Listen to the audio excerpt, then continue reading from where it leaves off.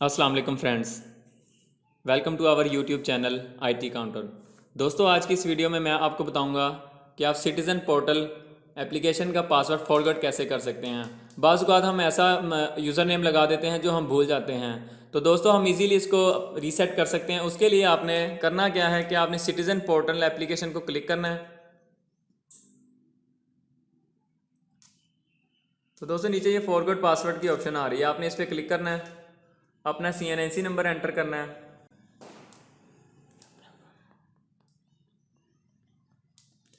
उसके बाद आपने सबमिट कर देना है।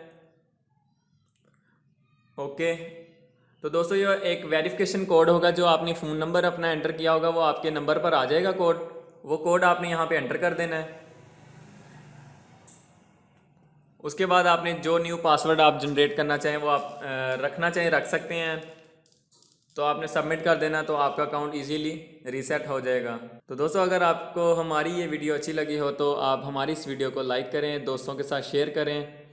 और अगर आपको किसी किस्म की कोई प्रॉब्लम या कोई मसला दरपेश हो तो आप हमारे कमेंट्स बॉक्स में हमें कमेंट्स ज़रूर करें ताकि हम आपकी बेहतर रहनुमाई कर सकें। शुक्रिया। अल्लाह हाफिज़।